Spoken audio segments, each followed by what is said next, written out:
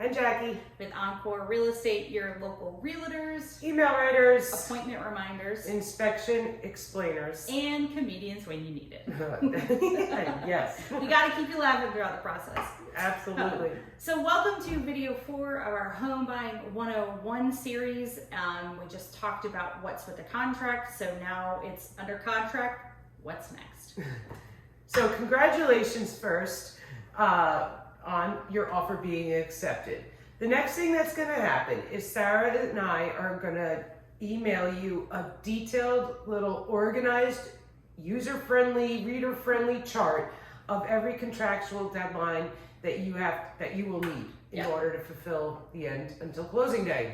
We're going to throw a lot of things at you, but we like to email you a list in the beginning so that you know kind of what to expect as we're going through the process. Trust me, we're not going to let you miss any deadlines, but we like you guys to have that to start with. So the first thing that we typically have you do is we're going to schedule your inspections. Now, depending on the type of property that you're doing, what kind of inspections you need. You're going to need a basic homeowner's, property inspection that's going to inspect all the systems of the house. Sometimes you're going to need a well inspection. Sometimes you're going to need a septic inspection. There's a lot of different types of inspections that you could need depending on the property. We're going to have a whole nother video on inspections because there's a lot of things that you can find there. One of the most important things to understand about the inspection is they are your responsibility to pay for. Most of the inspections are going to cost anywhere from $400 to $1,000, just depending on the property and how many of those inspections that you need. Now, other really important thing to understand is that it's not refundable. So let's say you get the inspection done and it comes back that the roof is completely shot, it's going to need a new one, and the seller's not willing to replace it. So you're going to want to back out of that contract. If you back out of that contract, nobody reimburses you for those fees that you paid for the inspection. So that's important to understand. That's money you're putting in to do your due diligence for the house.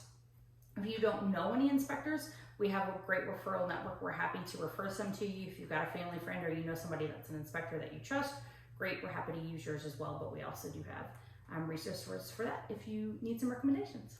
Excellent. Next up is your deposit, your EMD, Earnest Money Deposit.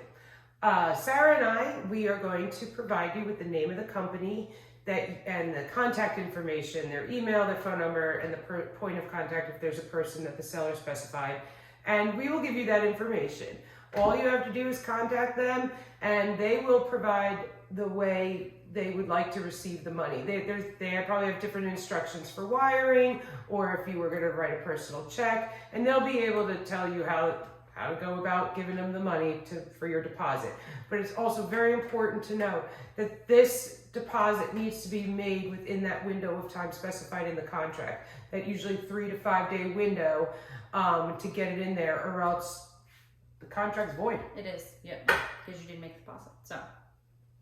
So after you schedule the inspections, we've got the earnest money deposit down. The next thing that we're going to look at is the loan application. Now, typically the loan application has to be made within 5 days after you go under contract. Sometimes that loan application is done when you apply for the loan initially in the pre-approval process. Sometimes there are still things that the lender may need. For example, pay stubs or tax returns is something that they typically could request.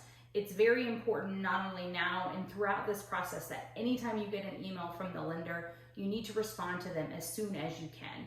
Because that, if you don't respond to them in a timely fashion, then that could delay your loan process, which nobody likes to see. So if you get an email from the lender, make sure you respond to that as quickly as you can. I usually like to see people respond within 24 hours if they can.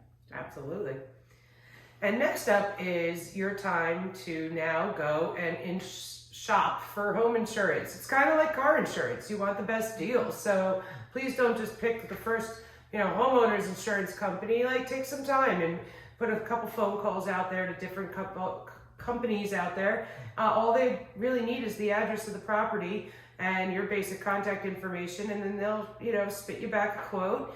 And then whatever insurance quote or company that you like the best, that insurance company will then, give you proof that you have, purchased homeowner's insurance, and then you will need to just send that off to your lender or your bank or whoever's providing you the loan to just prove that you have insured the property, unless you're a cash buyer, then you don't need to prove homeowner's insurance. You still should get insurance though.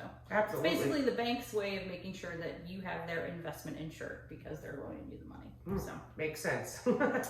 So after we've got the insurance quote, the next thing that we're typically going to be waiting on is the appraisal. So this is where a third-party company is going to come out and evaluate the home that you're purchasing.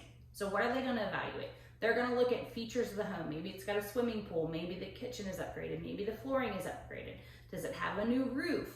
They're going to take a look at all of those things in addition to the size of the home, so the square footage, how big is the lot. There's a lot of factors that go into that. And then they're going to compare that to other homes in the area and come up with what they call an appraised value. So that also could be known as the market value of the home.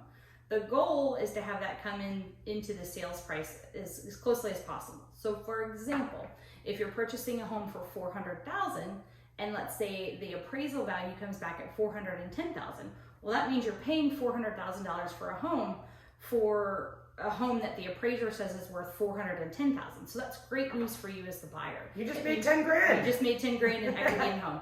On the flip side of that, let's say you're under contract for $400,000 and the appraisal comes back low.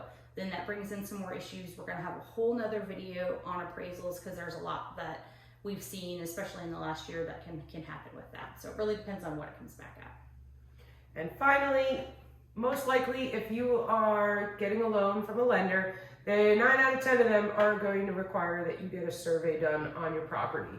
Those are those people when you're driving down the street and they're the people that you see, they've got their reflective gear on, they got a tripod and a camera and they're taking pictures of the property. Those are people conducting a survey. And what they're really going to be looking for is they are determining where the structures are on the property and where your property lines are specifically. So in the future, you want to put a fence up, you know exactly where your property line is. I'm going to tell you a little bit of story about why that's important. I've had buyers purchasing a house before. They came out and they did the survey and they discovered that their neighbor's fence was actually on their property line. So in that instance, the sellers actually had to move their fence, take it down, and put it back on their property line. So it's important that you realize things like that before you purchase the home. You could also have easements and different stuff like that. Last but not least, on your contractual deadlines, we're going to be looking for your loan approval. This is where the bank comes back and says, we have everything, your appraisal came back good, you've given them everything you need, and they're going to give you what's called the clear to close. That's when you can do a little happy dance. Yes. That means you're super close to the finish line. And that's typically done within 30 to 45 days, depending on the type of loan that you're doing. And the clear to close will happen anywhere from 3 days to even up to the day before of your closing date. In closing, everyone, we'd like to thank you for watching video 4 entitled Under Contract Now What? Just a reminder, everyone, if you were watching this video and you had any specific questions or you wanted to learn more information about a particular step of, now that you're under contract, what to expect, please just, write your question down in the comments below and we'll be happy to get back to you and answer any specific questions that you have.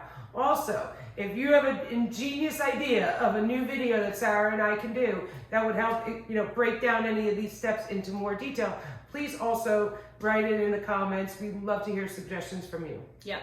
Also, don't forget to like, follow, subscribe, all the fun things for us. You can find me at Belky Sells. Jackal Veloce. We're on YouTube, Facebook, all the things. So we'll link that in the description below. Thanks for watching. Thanks.